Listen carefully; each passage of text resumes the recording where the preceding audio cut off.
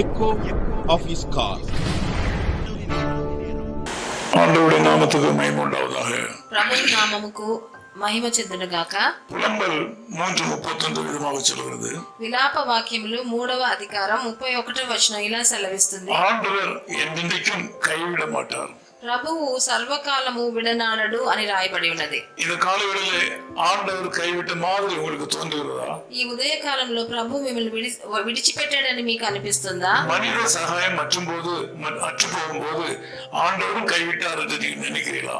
మనుషులు సహాయం చేసేదానికి లేనప్పుడు దేవుడు కూడా మమ్మల్ని వదిలేశాడు అనుకుంటున్నారా? உங்கள் பொருளாதார தேவை உங்களுடைய தேவைக்கு மிஞ்சி வந்து உங்களுடைய நிலைமைக்கு மேல் வரும்போது ஆண்டவர் கைவிட்டு விட்டார் என்று நினைக்கிறீங்களா? మీ ఆర్థిక సమస్యలు మీరు తట్టుకోలేనంత ఎక్కువగా అయినప్పుడు ప్రభు మిమ్మల్ని వదిలేశాడు అనుకుంటున్నాడా? காலையில ஒரு நல்ல செய்தி. ఈ ప్రొద్దుట వేళ ఒక మంచి సువార్త. அப்படி அல்ல.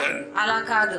அவர் ஒருவேளை உங்களை சஞ்சலத்திற்கும் கஷ்டத்திற்கும் அனுமதித்திருக்கலாம். ఆయన మీకు దుఃఖాన్ని సంచలనాన్ని ఇచ్చాడేమో. ஆனால் அவர் தமது மிகுந்த கிருபையினால் உங்களை தாங்க போகிறார். ఆయన వాత్సల్యతను బట్టి మిమ్మల్ని ఆదరణనిస్తాడు. உங்களை விடுவிப்பதற்கென்று பரலோகத்திலிருந்து அவர் இறங்கி வருவார். మీకు విడుదలనిచ్చేదానికి ఆయన పరలోకము నుంచి దిగి వస్తాడు. அவர் உங்களை தொடுவார். ఆయన మిమ్మల్ని ముట్టి உங்கள் பிரச்சனைகளை தொடுவார். మీకున్న కష్టాలని ఆయన ముడతాడు. வாழ்க்கையில் இருக்கிற காற்றையும் கடலையும் அதட்டுவார்.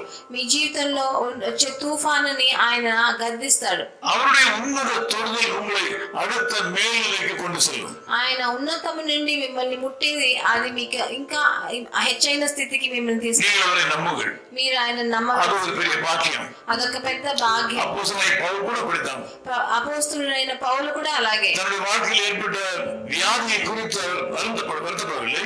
ఆయన జీవితంలో వచ్చిన ఆయనకి అనారోగ్యాన్ని బట్టి ఆయన దిగులు చెందలేదు. அவர் சொல்லும்போது என்னுடைய வேதனை நிமித்தத்திலே ஆண்டவருடைய தொடுதல் எனக்கு கிடைக்கிறதுனால எனக்கு சந்தோஷம் என்று சொல்லுகிறார். నా నిరుత్సాహంలో దేవుడు నన్ను ముట్టాడు కాబట్టి నేను దాంట్లో సంతోషిస్తున్నానని పౌలు చెప్పాడు. எனக்கு பலவீனம் இருந்தாலும் ஆண்டவருடைய வல்லமையை நான் உணர முடிகிறது, அது பாக்கியம் என்று சொல்லுகிறார். నా బలహీనతలో ఆయన బలాన్ని నేను చవి చూశానని ఆయన చెప్తున్నాడు. ஆண்டவர் உங்கள் வாழ்க்கையில் தமது வல்லமையான பலனை ஊற்றி உங்களை ஆசீர்வதித்து உங்களை உயர்த்துவார். మీ జీవితంలో కూడా ప్రభు ఉన్నతము నుండి వచ్చే బలాన్ని చేత మిమ్మల్ని నింపి ఆయన మిమ్మల్ని ఆశీర్వదిస్తాడు. நீங்கள் தைரியமாக இருக்க வேண்டும். మీరు ధైర్యంగా ఉండాలి.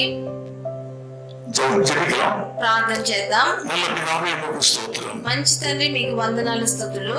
உலகம் கைவிட்டாலும் நீர் கைவிடாத நேசர் உங்களோட நல்ல செய்திக்காக உமக்கு ஸ்தோத்திரம். ఈ లోకం మమ్మల్ని వదిలేసిన మీరు ఎప్పుడు మమ్మల్ని విడనాడే దేవుడు కాదు. మీరు ఈ నాతో ఏకీభవించి ఒక్కొక్కరిని ఎప్పుడు వదలకుండా పెట్టుకోండి. వాళ్ళ జీవితంలో ఒక అద్భుతం జరగాలి తండ్రి. మీ మీద నమ్మకం పెట్టుకున్న వాళ్ళు, మీ మీద ప్రేమ ఉన్న వాళ్ళు, మీ మీద నమ్మకం ఉంచి వాళ్ళు బాగా జీవించాలి తండ్రి. వాళ్ళకి మంచి ఆరోగ్యాన్ని ప్రసాదం. మీ రక్తంతో పరోక్షించండి తండ్రి. మీ మహిమ గల ప్రసన్నత వాళ్ళలో నిండని ప్రభువైన యేసుక్రీస్తు నామం నందున వేడుకుంటున్నాం తండ్రి. வல்லமை உண்டு உண்டு அற்புத வல்லமை இயேசுவின் இரத்தத்தால் வல்லமை உண்டு உண்டு அற்புத வல்லமை ஆட்டுக்குட்டியின் இரத்தத்தினால். His call ministries 10 Muhammad Abdullah 2nd Street opposite International Cricket Stadium, Chepauk, Chennai 600005, India.